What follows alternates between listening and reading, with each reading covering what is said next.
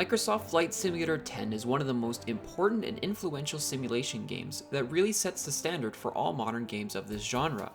Developed by Asus Games and published by Microsoft in 2006 for Windows PCs, Flight Simulator 10 puts you in the pilot seats and gives you the controls of dozens of planes, jets, and helicopters. Live the dream, no experience required. That really is the most important part of this game, being made accessible to everybody regardless of how much experience you have with flying a plane. But we'll get to that later. For now, let's take a look at what you got for $50 in 2006. The game comes on 2 DVD-ROMs and includes both a quick reference guide and a more detailed manual in the form of an insider information book. The quick reference guide contains control layouts for joystick, mouse and keyboard, and controllers, as well as some basic flying instructions.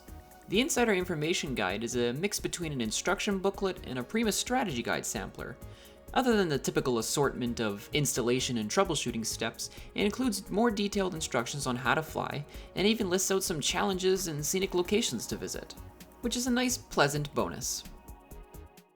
The story of Flight Simulator is you are Ace Jetson, pilot extraordinaire. You fly where, when, and whatever you want, and nothing will stand in your way. Or at least that's what I pretend when I play the game. In reality, Flight Simulator is, well, whatever you make of it. It's about as open-ended as a simulation game can really be.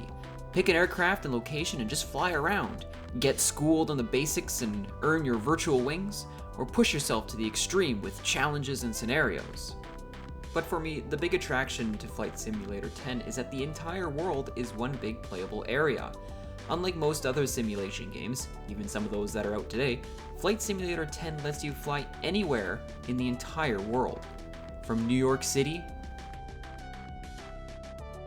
to Poland, Taiwan, and yes, they even have Coldstream. The other big attraction for me was the accessibility of this game, as I mentioned earlier. Being able to fly planes that I'll likely never be able to in real life is really what brought me to this game in the first place. Microsoft clearly wanted to strike a balance between a simulation that can be used in a professional environment and a game that was still fun. The biggest way they've achieved this is through their realism options, which let you tweak many settings of the simulation to either be less or more true to life. The other way is through playable training scenarios that teach you the basics of flying. I had a blast playing through these as a kid, and it really did feel like I was learning a thing or two. Directly ahead of you is a series of large square gates to fly through. To get to the first gate, just climb. Gently pull back on the stick to raise the nose of the ultralight. To go faster as you climb, increase the throttle.